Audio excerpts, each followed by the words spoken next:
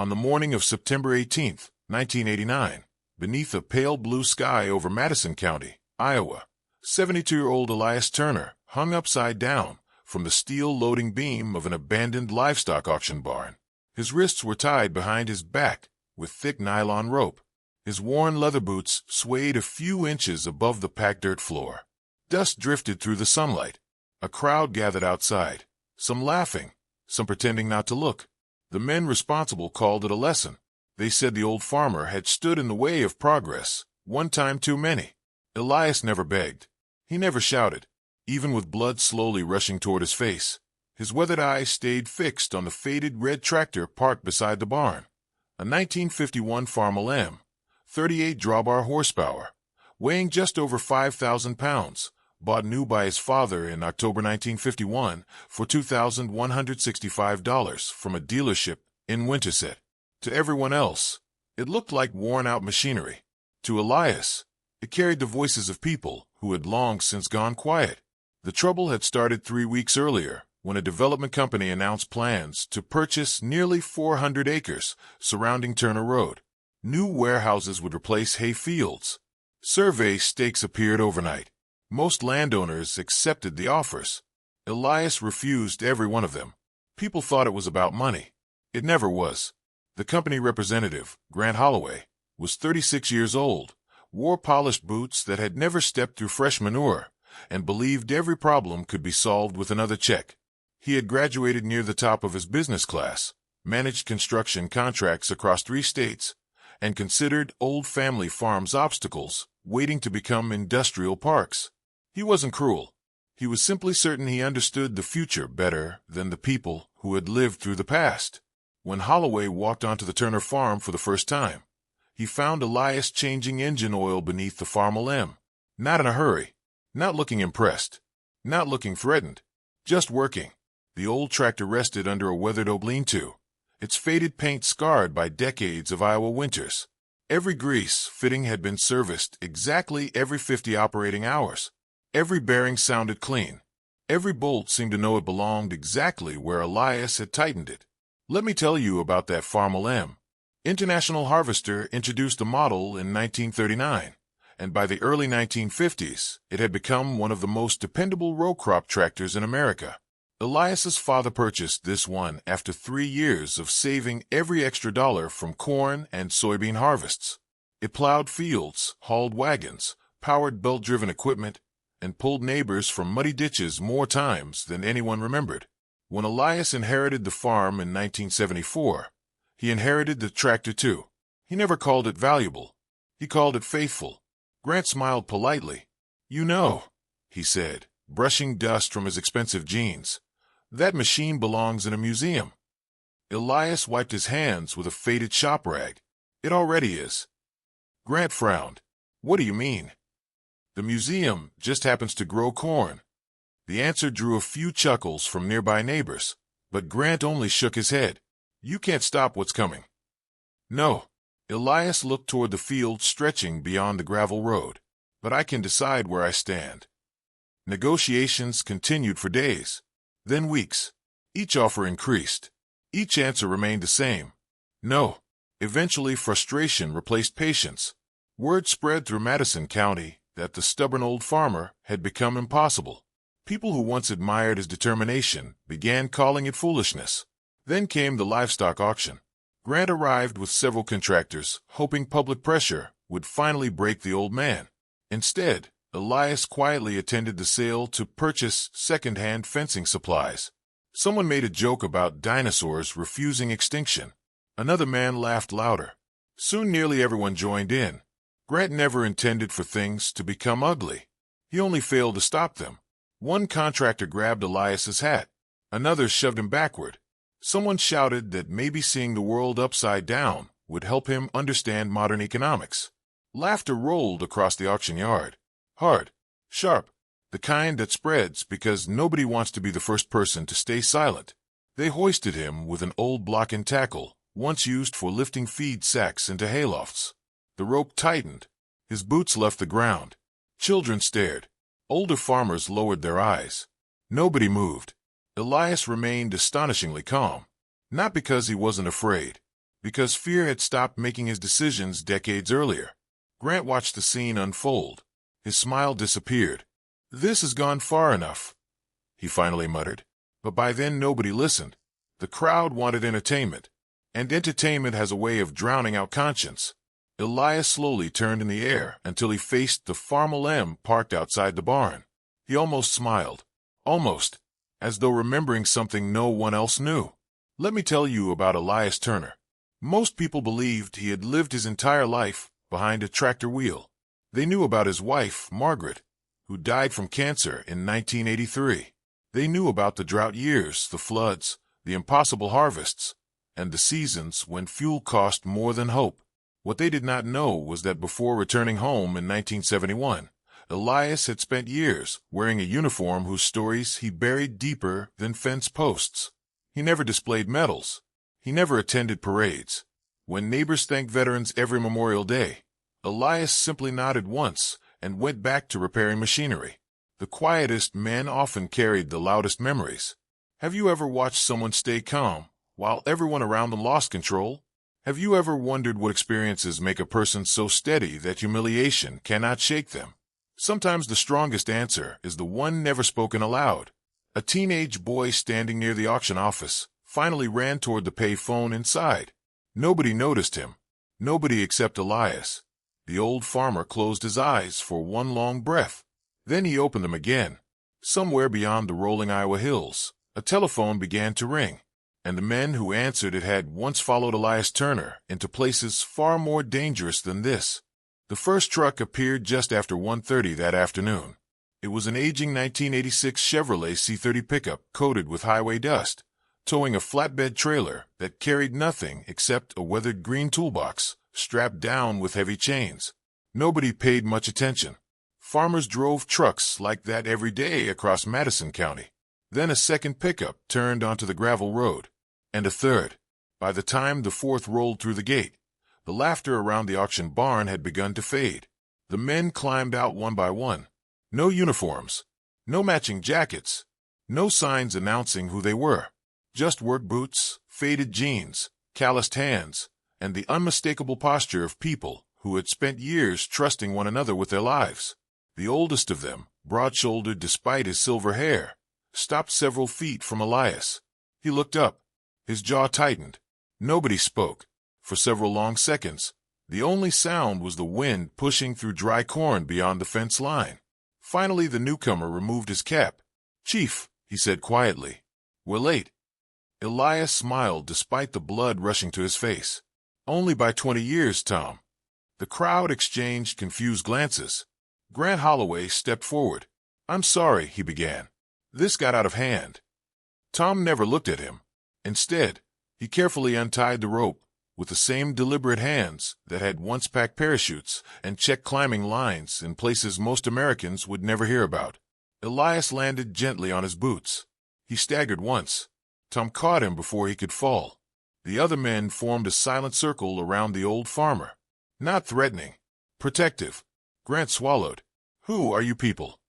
One of the younger contractors laughed nervously. "What are you? Some old hunting club?" That earned the first real smile from another gray-haired visitor. "No, we're retired."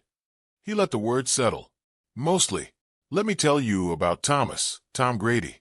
Before becoming a cattle rancher outside Cody, Wyoming, Tom had served alongside Elias in one of the Navy's most demanding special operations units during the late 1960s. They had crossed rivers in darkness, carried injured teammates for miles through jungle terrain, and learned that quiet men were usually the ones everyone depended on when plans collapsed. After leaving the military, they rarely spoke about those years. They didn't need to. Some friendships survive because words become unnecessary. Tom looked at Elias. "You still fixing that Farmall yourself?" "Every spring. Still leaking oil. Only enough to remind me it's alive." A ripple of laughter moved through the newcomers. Not loud, not mocking.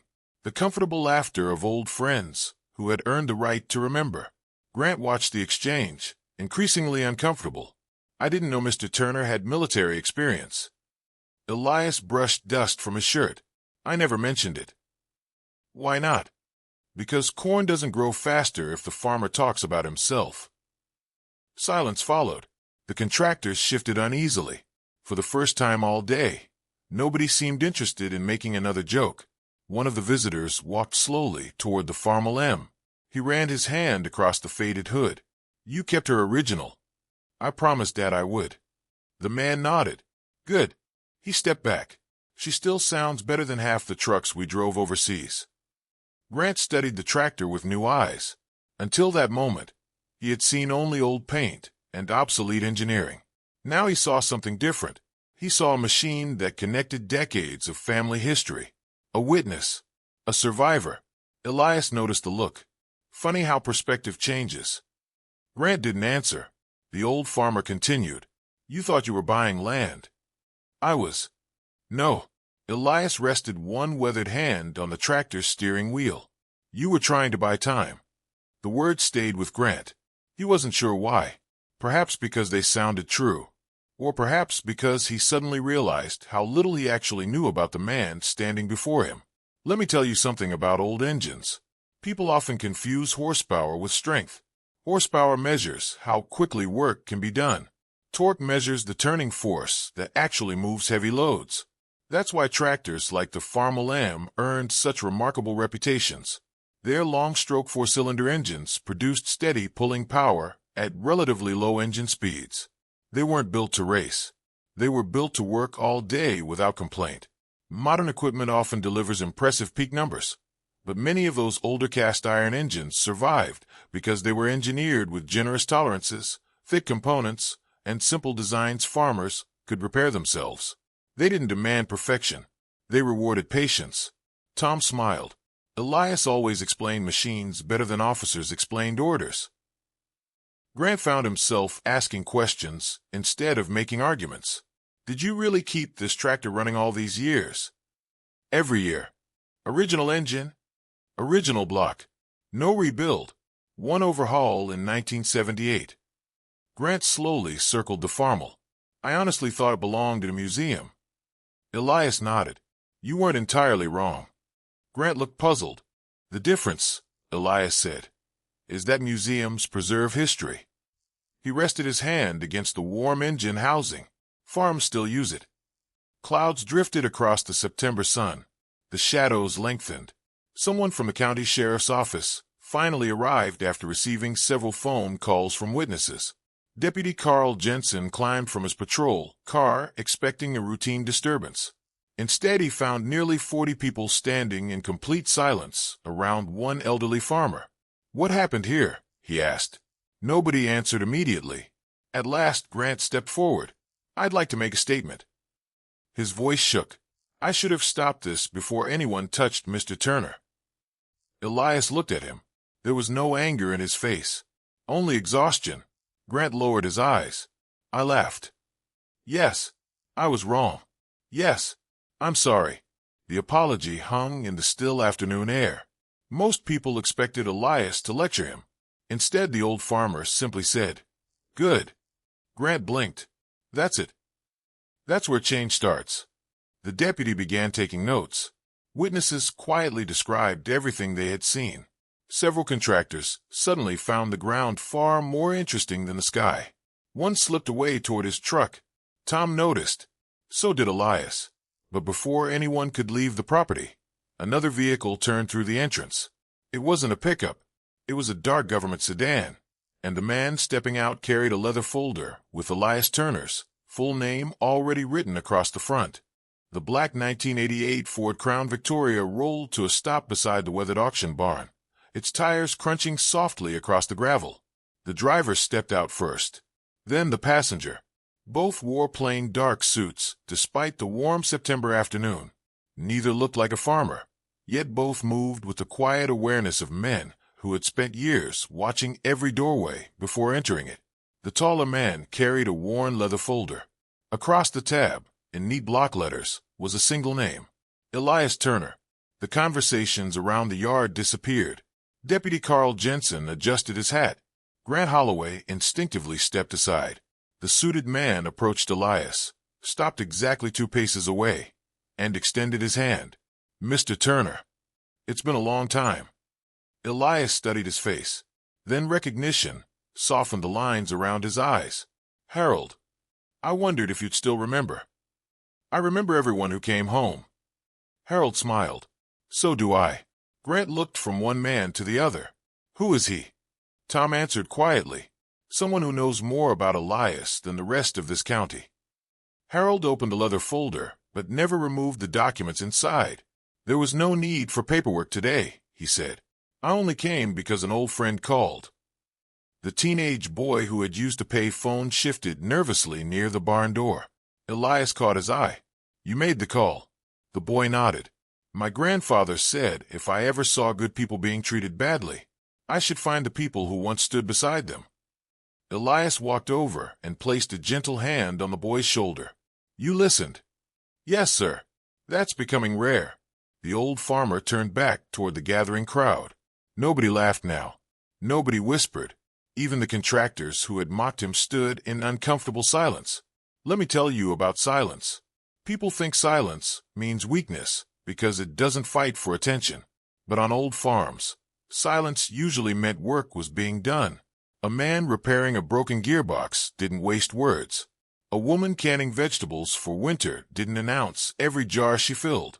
And the finest military teams ever assembled understood the same truth. Loud confidence fills a room. Quiet competence changes it. Harold finally spoke again. Mr. Holloway? Grant straightened. Yes, you've been trying to purchase the Turner property. That's correct. For an industrial development. Yes. Harold nodded slowly. You should probably know something before continuing. Grant waited. The Federal Conservation Review requested 6 months ago was approved yesterday. Confused expressions spread across the crowd. Harold continued. Several hundred acres surrounding Turner Creek contain one of the last intact native prairie ecosystems remaining in this part of Iowa. Grant frowned. I've never seen that report. It wasn't public until this morning. Harold removed a folded map from the folder. Bright red lines covered much of the proposed construction site. Development permits are suspended pending environmental protection status. One contractor muttered under his breath. Another slowly removed his sunglasses. Grant stared at the map. Months of planning. Millions of dollars. Every calculation suddenly meant nothing. He looked at Elias. You knew. The old farmer nodded once. I suspected. Why didn't you tell me? You never asked why I stayed. Grant opened his mouth. Nothing came out. For the first time in years, the successful young developer realized he had spent weeks trying to solve the wrong problem. He thought the battle was about selling land. Elias had been protecting something far older than ownership. The prairie, the creek, the generations yet to walk both. Have you ever been absolutely certain you understood a situation, only to discover you had missed the single detail that changed everything? Pride often convinces us we've seen the whole picture. Wisdom begins the moment we admit we haven't. Grant slowly folded the map. I owe you more than an apology. Elias tilted his head. You owe the land your attention. The words landed harder than any accusation. Tom watched quietly. A few of the retired teammates exchanged knowing smiles. Their commander had always taught lessons that lasted longer than arguments. Grant turned toward the contractors. We're finished here. One protested. But the project? We're finished. His voice wasn't loud. It didn't need to be. The contractors climbed into their trucks one by one and drove away without another joke, without another laugh, without another glance back. The auction yard grew strangely peaceful. Only the Farmall M remained exactly where it had stood that morning. Patient, silent, waiting. Harold wandered toward the tractor. You still start it with the same choke trick. Elias grinned. Half choke, quarter throttle, and never rush the oil pressure. Never. Tom laughed. I swear he treated that engine better than some people treat family. Elias shook his head. No, I treated family the same way. He rested his weathered hand on the steering wheel. You keep showing up. Grant watched the exchange with growing respect. He had spent years measuring value in contracts, appraisals, and quarterly reports. Standing beside that 72-year-old tractor, he began measuring value differently. In loyalty, in memory, in promises kept. Let me tell you about promises. Machines don't remember words. People do. But every careful repair, every fresh gasket, every annual oil change becomes a promise made visible. Elias wasn't maintaining an old tractor because it was profitable. He was honoring the man who taught him to drive it, the wife who rode beside him during harvest, and the neighbors who borrowed it when their own equipment failed. That's why some machines survive generations. They aren't powered only by gasoline. They're powered by commitment. The September sun slipped lower toward the western horizon. Long shadows stretched across the gravel. Grant removed his expensive watch. He stared at it for several seconds, then placed it carefully in his truck. Time suddenly felt less important than understanding. Elias. Yes, if you'll allow it. The old farmer waited. I'd like to come back tomorrow. What for? Grant looked toward the faded Farmall. I'd like you to teach me why that tractor is still worth saving. Elias smiled. A real smile this time. Be here at sunrise. Grant nodded. I will. Neither man noticed the elderly woman, standing quietly near the fence until she spoke.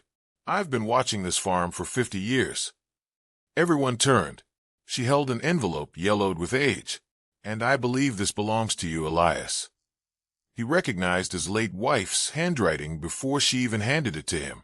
Elias accepted the envelope with hands that had rebuilt engines, planted thousands of acres of corn, and carried more memories than he had ever spoken aloud. The paper had yellowed around the edges. Across the front, in Margaret's careful handwriting, were only 4 words. For the right day. He looked at the elderly woman. Where did you get this? She smiled gently. Margaret gave it to me in the spring of 1983, 2 weeks before she passed. She said you'd know when the right day arrived. I don't think she meant tomorrow. I think she meant today. No one spoke. Even the wind seemed to wait. Elias carefully opened the envelope. Inside was a single folded page. If you're reading this, Margaret had written, someone has probably tried to make you believe that kindness was weakness. Don't argue with them. Keep planting. Keep fixing what others throw away. The people worth knowing always arrive eventually. Elias lowered the letter. His eyes filled, but the tears never fell. Tom looked away, giving his old commander the privacy only lifelong friends know how to offer. Grant stood motionless. Everything he had believed important that morning now seemed remarkably small. The next sunrise found him exactly where he had promised to be. 5:30 in the morning. The dew still covered the hay. The Farmall M waited beneath the lean-to. Elias handed him a grease gun. First lesson. Grant looked confused. I thought we were starting the tractor. We are. When? As soon as you understand that maintenance always comes before movement. For the next 6 hours, the old farmer said very little. He showed Grant every grease fitting, every inspection point, every habit that had kept a 38-horsepower tractor working for nearly 4 decades. No shortcuts, no wasted motion, just patience. Around noon, they finally climbed onto the old Farmall. Elias pulled the choke halfway, opened the throttle slightly, pressed the starter. The engine turned once, twice. Then the familiar 4-cylinder rumble echoed across the fields. Grant smiled without realizing it. I've heard newer tractors. Elias nodded. So have I. They don't sound like this. No, they never will. Over the following months, Grant visited almost every Saturday. Sometimes they repaired fences. Sometimes they rebuilt an old hydraulic pump. Sometimes they simply drove the Farmall M across fields that would never become warehouses. He asked questions. Elias answered only the ones that mattered. Not because he was secretive, because experience cannot be rushed. Let me tell you about inheritance. Most people think inheritance is money or land. Farmers often understand it differently. They inherit habits. They inherit judgment. They inherit the ability to hear an engine that isn't running quite right or recognize rain by the smell of distant soil. Those things never appear in a will, yet they are usually the most valuable possessions anyone leaves behind. By the spring of 1991, Grant had withdrawn his company from every development proposal surrounding Turner Creek. Instead, he helped establish a local conservation partnership that protected the native prairie while allowing neighboring farms to remain productive. Many people were surprised. Elias wasn't. People change, he said. They usually just need a reason worth changing for. Grant never forgot those words. Neither did Deputy Carl Jensen, who often stopped by the farm for coffee whenever his patrol route allowed. Years passed. The Farmall M kept running. In 1994, Elias and Grant replaced the original clutch together. In 1997, they rebuilt the carburetor using parts ordered from a small supplier in Illinois. In 2001, they repainted only the wheels. Grant suggested restoring the entire tractor. Elias shook his head. No. Why not? The scratches earned their place. Time eventually asked something no farmer can refuse. On an October evening in 2004, after finishing the soybean harvest, Elias parked the Farmall beneath the same lean-to, where his father had first stored it more than 50 years earlier. He shut off the ignition, listened as the engine clicked quietly while cooling. Then he rested one hand against the hood. "Good work," he whispered. It was the last machine he ever put away. Elias Turner passed peacefully in his sleep 3 nights later at the age of 87. The funeral filled the small church beyond expectation. Farmers came. Veterans came. County officials came. Grant Holloway sat in the front row beside Tom Grady. Neither man tried to hide his tears. After the service, the procession stopped briefly beside the old Farmall M. No one had planned it. It simply felt right.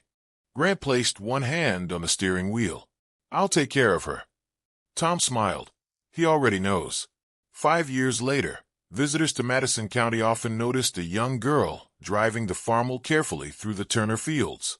She was Elias's granddaughter, Sarah. Grant walked beside her during every harvest until she learned the old tractor as completely as her grandfather once had. The machine never became a museum piece. It remained exactly what Elias intended. A working tractor. Still planting. Still pulling. Still teaching.